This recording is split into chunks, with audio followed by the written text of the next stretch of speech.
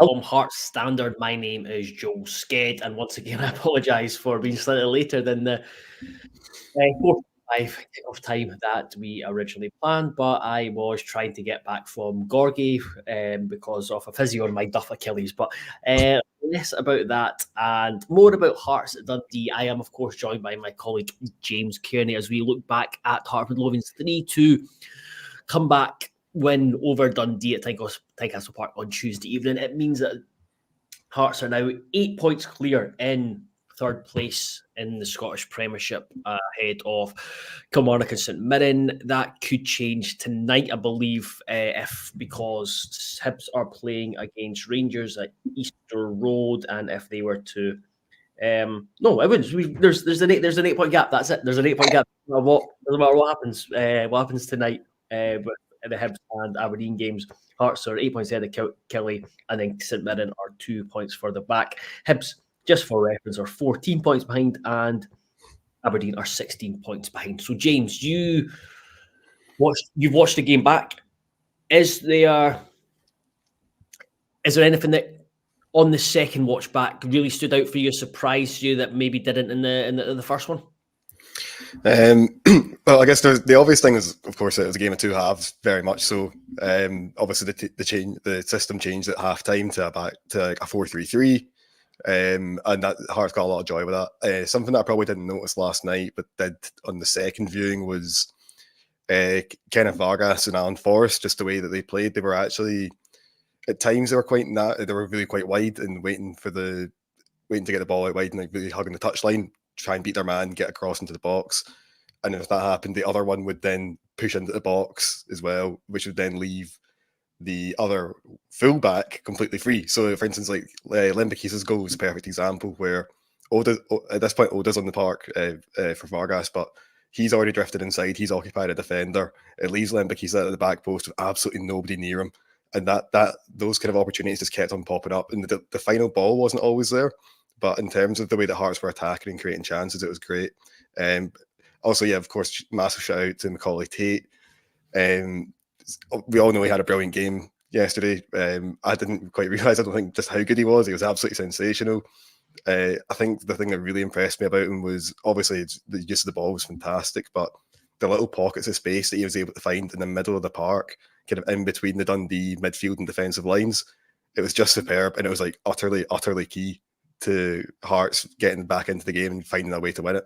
I think certainly the first two goals, he had a massive hand in both of them in the build-up play, and then he was just absolutely superb. He was everywhere for Hearts. So yeah, I think that I don't think we touched on Tate too much in the instant analysis yesterday after the game initially, but certainly watching the game back, it was a remarkable performance for an 18-year-old to put in, particularly in a situation when Hearts are 2-0 down at home, and it's not an easy game to walk into. The weather's terrible, it's raining, it's windy, the pressure's on, there's maybe a couple of grumbles in the crowd, and he just absolutely took the game by the scruff of the neck. Yeah, I thought that as well, that we didn't make a massive deal of it just because we're kind of both working at the same time, so you're juggling two things, and then there was you'd already started writing stuff, so there was a few more obvious things, and then you appreciated what he came on and did, and then it's only on kind of hindsight or a second watch back, like he was so important, and that's what Naismith called him. He called him the catalyst for that second half performance. So because you look at the kind of two ways that we, first of all, the change in formation was a big one. Then, even though it didn't start off great, I didn't think in the second half, and then Nieuwenhof's goal was another big moment in that Hearts again didn't look like creating much, scoring much, and then shooting from distance. A goal from distance. I know we've had this discussion before about because of the low quality chances, but sometimes you just do have to ping one in from distance, and then you got that from, then you just think just Shanklin missed penalties, knocked the stuff out of the team, but then they come back again and again. And the Tate coming on for Beningame was really key to that, because he played higher up the park. Yes, that's just maybe just the way that the game unfolded because Dundee maybe got dropped a bit deeper, but he was he put in the performance that Hearts needed, that Benny, for all these qualities, didn't give Hearts for the time he was on the pitch. No, that's exactly right. I mean, we know that, like, we all know about like Benningham's qualities. He's an excellent player, but he's not exactly the guy you need on the park when you're 2-0 down chasing a game. You know, that's not his man. You know, he's the guy, you know, keeps the ball, does the sensible thing, doesn't take too many risks, but he's not particularly forward thinking. And, you know, that's just not what Hearts needed. Obviously, his injury was really unfortunate. And that, because that's the other thing as well, you know, it wasn't by design that Tate came on. Like, perhaps he was about to come on anyway. We don't know, because, you know, it was approaching the hour mark. That's when Naismith likes to change personnel. But certainly, you know, it's a very happy accident for Tate and for Hearts that he did get on, because he was just so forward thinking, so happy to get on the ball and try and make things happen. I thought his ball retention was brilliant. The speed of play as well was fantastic. I was watching the game back earlier. I tried to keep tally of how many of his passes were first time passes. So he had 25 passes altogether, and 10 of them were first time. So that's 40%, which I wasn't keeping track of anyone else, but that's got to be the highest in the park. Yeah, surely. Yeah. Got to be. It was absolutely brilliant. The other thing is that he only missed two. He only misplaced, I think it was 2 passes, perhaps 3 out of those. So he had about 92% passing accuracy. Again, absolutely superb, particularly when half of those passes were coming in the final third as well. So he was really composed in terms of his ball distribution. And there was also just the way he was using his body, and like he was quite happy to dribble with the ball as well at times. So there's times he'd have the ball, a man bearing down on him, we just quickly shimmy past him, and then all of a sudden the space opens up for him to get the pass away.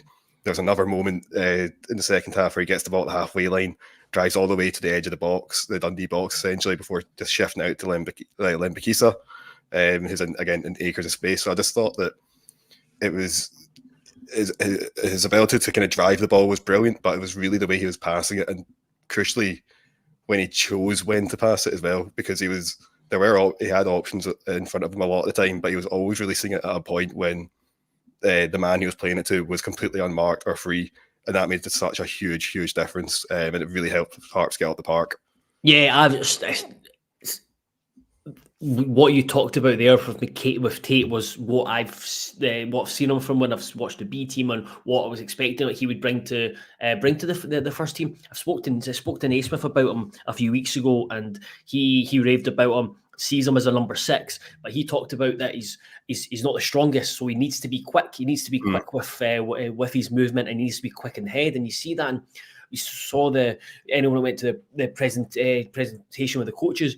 They put up the GPS data, and from a training session, it showed that Tate had the highest highest speed with his sprints. He covered a lot of distance with his sprints, so he's got that, and it's encouraging to see him. Just having watched him in the game in the B team, he'd get the ball. If there was nothing on for a pass, he'd want to carry it, and bringing that into the first team fold is massive, because if you can get a player who can evade pressure with a drop of the shoulder, then that opens up teams who sit in deep, and and especially opens up for a player who can then find the pass. It's hugely encouraging. So it's I'm not sure. Someone asked about Benny's injury. I'll pop the question. I'll see who it was. Glenn asked about indication how serious Benny's injury is. No, there was no. There was no indication after the game. We asked Naismith about it, but I think it was too early to say. But the thing is, if Benny's out, I don't think on that performance last night you would have any issues throwing Tate into what is a really big game against Aberdeen on Saturday. No, I don't think you could. You know, because obviously as well, Denham had to come off injured. He's obviously a doubt as well. So there's every chance that Tate will find himself in the starting 11 against Aberdeen. But he's shown that he's ready. I think, you know, I think the one thing I would notice is from watching the game back, he wasn't he wasn't put under pressure loads of the time. But there were occasions where he was, and he handled it well. But a lot of the time, he was receiving the ball in space, and obviously that's a good thing in its own. And that, you know, he's finding that space and getting into it. But it is a little caveat of, you know, okay, but has he got? Can he do it if he's got Graham Shinney, you know, right up his backside, you know, biting at his ankles? Maybe not. We don't know. But again, there's only one way to find out. But yeah, I thought he was really impressive when he came back on. When he came on, he did completely turn the game in Hearts' favour. Well, him and probably Dexter Lembikisa as well. I guess we should probably talk about him, right? We'll Because come on to talk about him because we'll jump back. We'll jump back to we'll look back at the first half because again that was wasn't the greatest, but at times I didn't think we'd started that bad. I didn't think Hearts started badly, and I think Liam makes a really good point in the comments that people are knowing that disrupted with injuries and had to shuffle about throughout the first half. I did think that Denham going off did have a wee impact with the balance of the balance of the team. Went from a 3-5-2 to 3-4-3. It didn't really work. Then you had Cochrane probably didn't have his best game. He went off at half time. Then you had Benny. So there was a lot of shuffling around to do, and they adapted well to it. Well, I think that it's certainly you're right. I mean, I think see the opening 10-15 minutes, Hearts were absolutely fine. There was nothing wrong. They were even getting some joy down the left through Denham. When he came off or when he picked up his knock, that stopped happening as much. And then whether it was Kenneth Vargas drifting out to the left, whether it was Alan Forrest getting it, whether it was Alex Cochrane pushing up, anytime thereafter when Hearts tried to attack down the left, it always ended in the man just turning back on himself, playing it back, taking the easy option. Just Hearts just whatever they tried, they just could not get in behind that side at all. And that was a really big problem in terms of the build-up play. Obviously, both of the goals were entirely preventable. We know that. Yes. Like, anyone that's seen the game can watch that. You know, we won't go into detail watching it, but certainly the first goal. But that's kind of been the story of conceding goals this season, largely for Hearts, is that being kind of masters on downfall. They've made it easy for opposition teams. Opposition teams really haven't had to work too hard to when they have scored. They've not had to work actually that hard to score. Even though Hearts have got a good defensive record. No, definitely. It was really, really slack and really lapse. I mean, the first goal, yes, it's marginal because there's really not much in it. It's just Kingsley's chewing leg. It's playing Bakayoko on side. But the fact that when the ball gets cut back to McGee on the edge of the box, like, nobody's near him. Nobody's near him at all. You know, he's got about 10. There's nobody within 10 yards of him, I wouldn't have said. Okay, it's a brilliant finish. He hits it the first time, it's fantastic. But even still, there should be someone applying some sort of pressure to the ball there. You've got to. The second goal, I mean, where'd you begin? You know, it's again, the throw-in's poor. The switch over from Cochrane's short. Lembikisa does not cover himself in glory initially. Kent then rushes out to try and cover for him. He gets easily bypassed, and it's an easy finish again. So again, yeah, really frustrating goals to concede, goals out of nothing. And all of a sudden at that point it becomes a really difficult game. And like we've kind of touched on earlier, when you've got that midfield of, like, you know, particularly something like Beningame where there's not much penetration there, it can quickly get a bit stale, as we've seen at times at Tynecastle this season. We know all about that. And barring Lembikisa down the right hand side, nobody was really like showing much at all in the first half. Certainly not any intent anyway. Whereas Lembikisa was, every time he got the ball, was trying to do something, which didn't always pay off. Some of his passes were interesting, to say the least. But, interesting, wayward, erratic. Yep. Yeah. So some of them were not the best. But to his credit, every time he got the ball, he was trying something, and he gave Dara Costello an absolutely torrid time, I thought, out in that wing. Yeah, we'll come on to speak about him when we get to the second half in general, like what he brings to the Hearts team. Just on the first half, and I spoke to a few fans on social media yesterday, last night, and they were replying about the back three, and I think there was a lot of reactionary views to how the game unfolded, and it was like, oh, this is the back three. Why are we not playing a back four at home? Why we they were with Dundee only having one man up front, or the back four makes Hearts look more solid. I kind of disagree, because Hearts have their best form's been in the back three. The reason from the change to the back from the back four to the back three was because to provide a bit more defensive solidity. And then you actually look at Dundee's two goals. Before each of those goals, Hearts had a good chance. Kingsley's header, Shankland when he skied over the bar. So there was opportunity, and then it just the half got away from Hearts completely. So the Naismith have to be credited for making that switch and being proactive at half time. But at the same time, I don't think it's a case of, let's never play the back three at home again. I think there's a time and a place, and sometimes it just doesn't work. No, yes, it's not quite as extreme as that, but I think that if we're going to give Naismith credit for changing the system at halftime and realising where it was going wrong, which I think we should, I think it's only fair to say as well that the team set up to begin with probably wasn't the best. Probably, I don't think it was right. I think I disagree with you there. I think I understand what you're saying. Like, just because you're playing a back three doesn't mean you're playing defensively. But I do think that it was perhaps a little cautious because we all saw the change at halftime when Hearts did get to the back four, when Kingsley and Lembikisa were able to start getting forward and really start supporting supporting the attack out in the wings. Dundee really struggled to deal with that. Sometimes because the wing back was generally marking either Forrest or Vargas or Oda when he came on, it meant that it left the three-man midfield for Dundee to try and pick up the fullbacks. There's a lot of distance to cover, and when they did that, they just opened up that gap in between the defence and the midfield, and that's where Hearts were really able to hurt them, particularly through Tate. Yeah, I agree with that. I just thought that my issue with the starting 11 was probably the lack of Grant. It was probably a wee bit too. The midfield was a wee bit too safe. I know Neuenhoff scored, but up until then probably wasn't given Hearts what they needed. Denham plenty of energy, but then I just thought Grant would have provided a wee bit better balance to it. And I can see why they went for the back three, just because Dundee had two physical mobile strikers in attack in Robinson and Bakayoko, so you kind of want to have that one player spare. And then just with the nature of the game, like you said, Naismith had to change it, and he changed it very well. And you hit it spot on with how important the wide players were. It allowed, you can see it in the kind of the pass network, that how advanced Kingsley was able to get. And also, I think it probably helped that Lembikisa was able to start a wee bit deeper, rather than you'd get the ball and the wing back would be straight on him. He could get the ball and have space to drive into.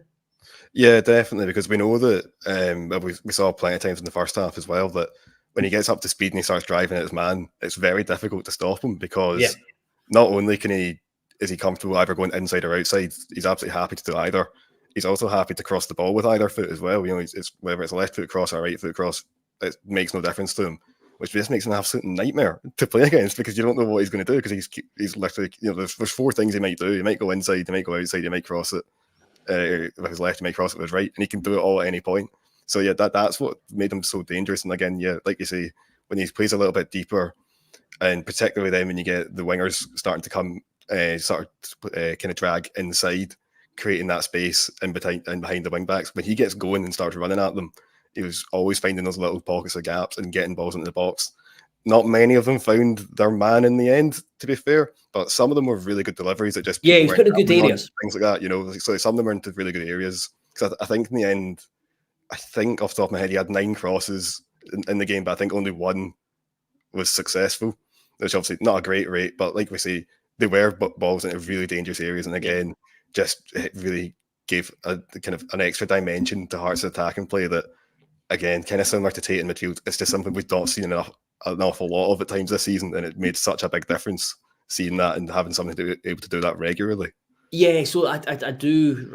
When he was signed, you would have fans understandably saying, why don't we just, with Atkinson only away for the next few weeks, why don't we look to Adam Forrester, who's really highly rated within the B team? But I just think it was a necessary signing, even without Atkinson being away, because he adds one thing that Hearts lack, and that's pace. That's just like blistering pace, and you can straight away tell he's probably the quickest player in the team, and he gives you so much when you have a player who, especially in the 3-5-2 system, who will just stay wide. He'll get the ball and he just wants to go towards your goal. He'll get it, knock it, run, kind of old-fashioned winger. But also importantly, when the ball's on the other side, we see with the goal, he's actually getting into like those, he's kind of coming in at the back post as well, getting into those dangerous areas, and he balances nicely. If, for example, if you've got Cochrane, the left wing back, Cochrane's naturally just, the way he's been playing recently, he's going to be coming infield and kind of get involved on the bench. So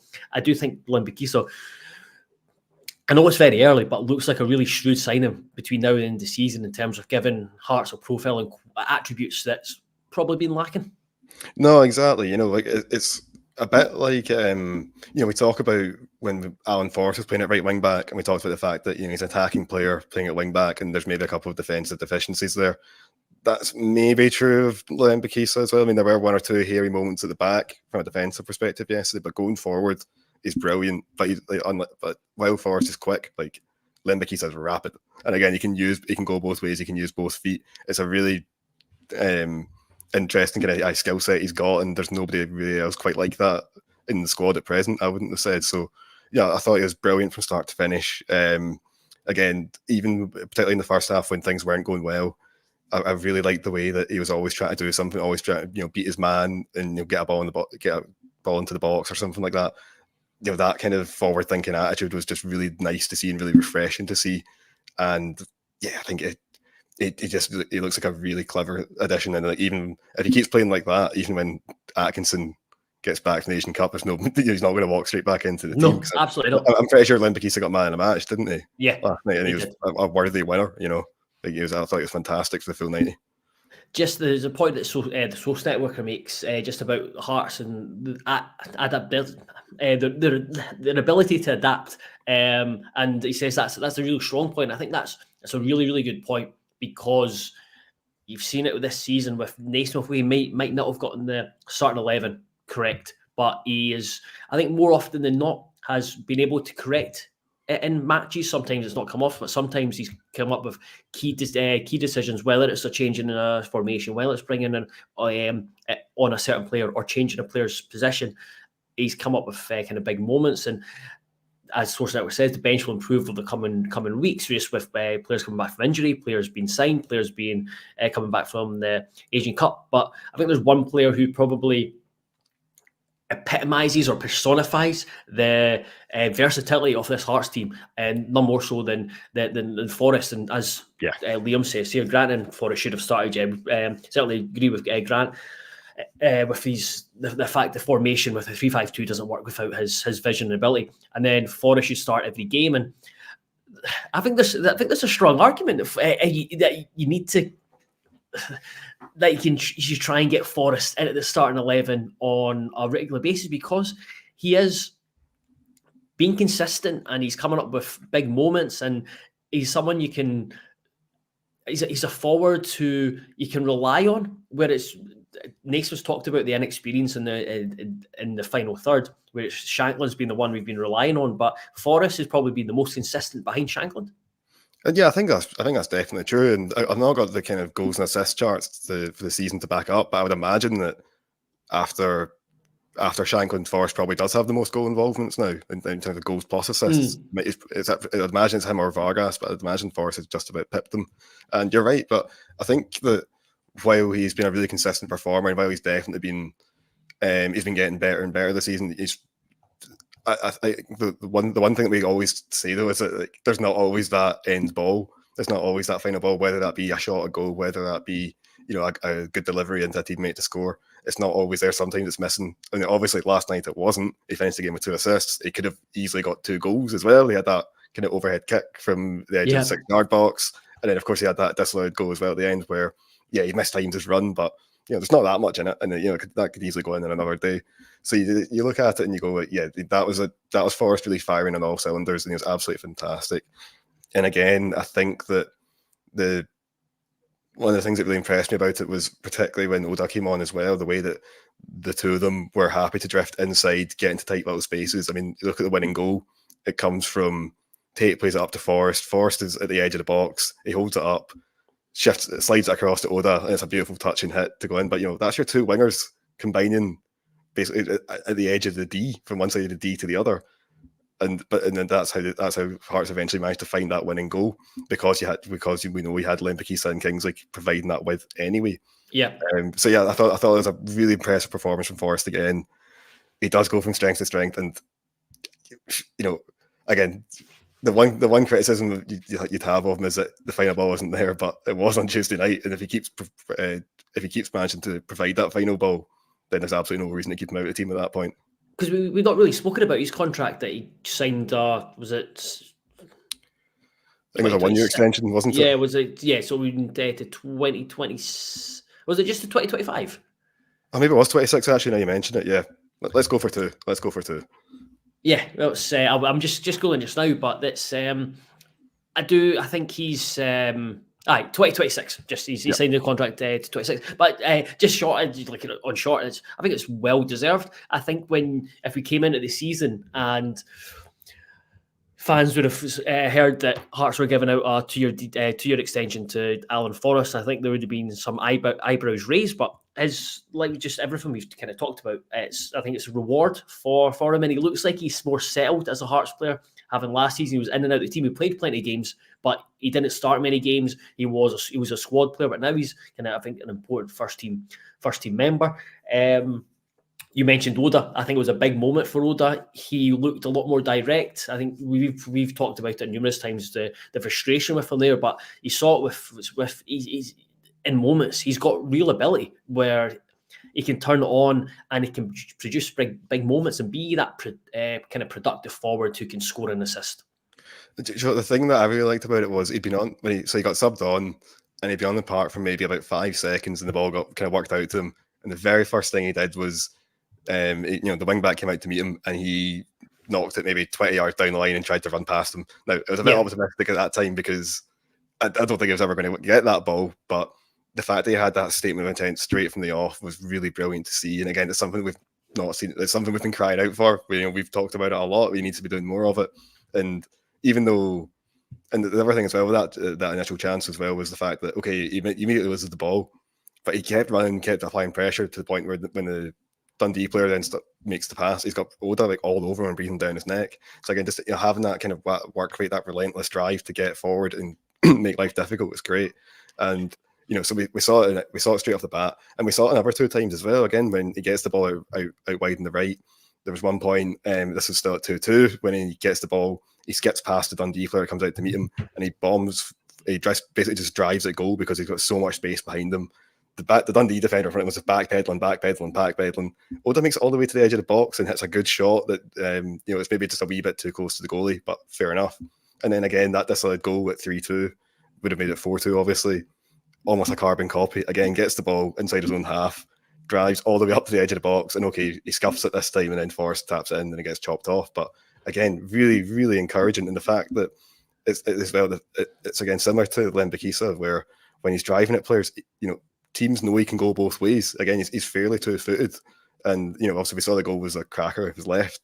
But it's that way again, where the defenders are just so clearly full of indecision and don't know what to do, and they just back off because you can't commit, and then you back off so much that by the time you go like, oh wait a minute, I should really do something here, he's already going to have a shot on goal. So I thought that was really brilliant to see. Again, obviously the goal will take the headlines because it's a dramatic late winner, but it was that willingness to take on his man, that willingness to drive at players. That's what really impressed me about Oda last night more than the goal itself, I would say. Yeah, and again, I feel like I'm getting on his case a lot. It's just because I know there's talent in there, and it's just frustrating when he's not doing it. And it's defenders would much rather you turn back and pass it back, which he does, rather than use his ability to go inside and outside, like you said, and take players on. Before we kind of move on and finish up, we just, I think it's only fair we talk about, because Hearts came back to win, Kenneth Vargas's effort when he went through, because I know the referee brought it back for I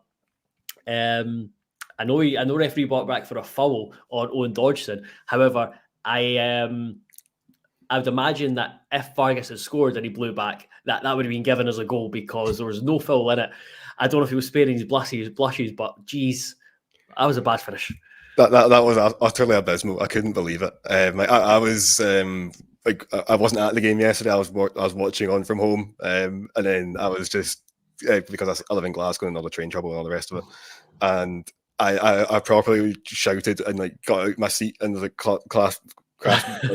clasping my head like, oh my god, how's that? What has happened there? And like, I'm normally quite stoic when I'm watching these games. I'm normally quite reserved, I think, and I just couldn't.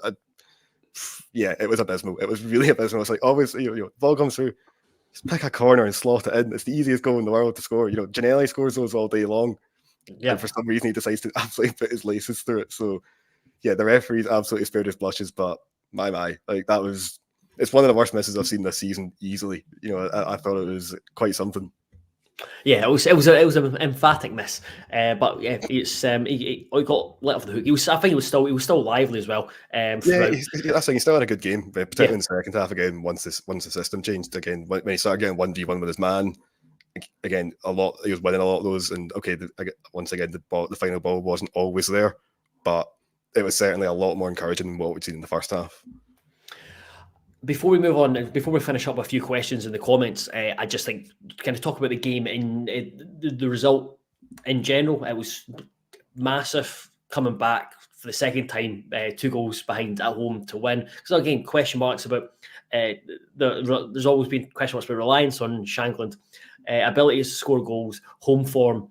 So it's home win. First time in the league scored 3 goals, and none of the 3 goals were scored by Shankland. None of the last 5 goals have been, obviously the Spartans game as well, been scored by Shankland, which again is encouraging. But coming from behind when you're probably looking at, especially Hibs and Aberdeen with their games in hand, they're looking at the result at 2-0 with Dundee and kind of rubbing their hands like that's really good. Gives them heart going into their games on Wednesday night. But the flip side, Hearts coming back, I think that's just, it's a real kind of psychological blow for them and a massive boost to the Hearts mentality, and kind of just shows that there's real character in the squad, and it is, I think, a really tight-knit squad as well. No, you're right. I think both those games, like both the Dundee game and the County game, for different reasons, showed this team showed they had got a bit of fight about them. Like, I think the Ross County game, it was more down to tiredness and legginess. I think that the team were just a bit done in. Obviously, they're coming up against a team that hadn't played, and they had the last few games postponed as well, so they were a lot fresher for it. It was coming at a busy time right before the winter break. Everyone's just a bit done in, and it looked like that. Again, that was one of those games where Hearts managed to pull themselves back into it. They managed to find a way. This one was more. It wasn't as if it was tiredness. Again, it was individual errors not individual errors, just errors at the back that were really sloppy, that gave them a mountain to climb to begin with. But the way that they did respond, the fact they did come back. I mean, I'm sure I saw somebody on Twitter, I can't remember who it was, so apologies in advance, but somebody saying that's the first time Hearts have come back from 2 goals down at halftime to win a game at Tynecastle since, I think it was 2002. So that's over 2 decades. So again, 4-2 against Motherwell.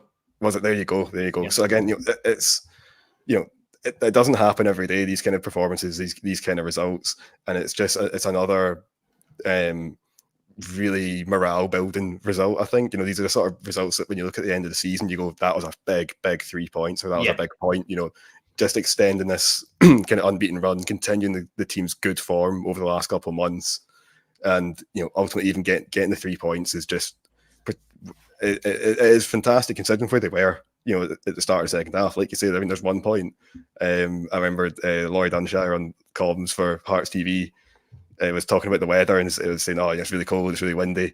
Maybe the game gets called off. That's probably Hearts' best chance of getting something here." And and he was right as well. It looked dismal at that point. So I think to turn it around in that manner, and in those conditions, in a difficult game, midweek game, it can only be a real morale booster for everyone around the club, and it will just give the team that extra bit of belief that they can hopefully motor to third. Hopefully. So we'll finish off by just a few questions in the chat. I'll just rush through these. Graham asks, the fact Charlton head coach is gone having more impact on the Fraser deal. So Scott Fraser was at the game last night. I think Hearts still are hopeful that he will make the move north. He wants to come to the club, which again is a big one. I think Charlton have difficulties. I think difficulties off the field. They're the most well-run club. Not that Hearts are anything to have not had the experience of that in the past. But yeah, I think. Still confident, I think, with the Fraser deal, and I think Hearts are still hopeful, and both myself and James are hopeful because James spent a lot of time putting a piece together about Scott Fraser, which is ready for when he does sign. Where else? Sorry, I'm scrolling down. I should have had these prepared rather than me just rattle them. I think all I will say is that if this Scott Fraser deal doesn't go through, I will never forgive him. There you go. I've already dedicated a working day of my life to him, and I want it back if it doesn't go through. Yeah, we'll reimburse you. I can send you down to Charlton, and you can I don't know, just you can share with some. Graham also asks, is there anything to the story this morning that we will sign Vargas long term? So from what I know about the Vargas, Hearts have got an option on him. They got an option on him in January, option on him in the summer. It's I think it's a decent six figure fee. Naismith asked Naismith about it on Friday. I think he views him as a really talented player with a lot of potential. I think we've seen that with his development from coming in to begin with, and he's increasing importance to the team, has increasing quality. I do think he's adding kind of consistency to his game. Remember, he's very young, moved halfway across the world on his own. So all these factors have to be taken into account. I think he's really enjoying it. He's adapted really well to it. So I would be very, very surprised if Hearts do not go and do not extend or sort of sign Vargas permanent, take up the option. There's been Daily Star saying we're keen on Musi. I can confirm. I understand Hearts have absolutely no interest in him at all. So Daily Star also say that Elvis is an alien living on the moon and things like that. So yeah. I wouldn't put too much faith into what they're saying. But yes, it wasn't just the Daily Star, but Daily Star were certainly one of them. Source Egwer, what is your opinion on the current management? We'll tackle this. We'll tackle this question another time, because I am being hounded about a dog that's outside this room, so I need to get to that. But yeah, we'll answer this question in depth maybe on Friday when we preview the Aberdeen game. But until then, thank you very much to everyone who continues to watch, subscribe, support, read our stuff. And thank you very much to you, James, for spending 36 minutes and 40 seconds discussing Hearts' comeback win. A pleasure as always.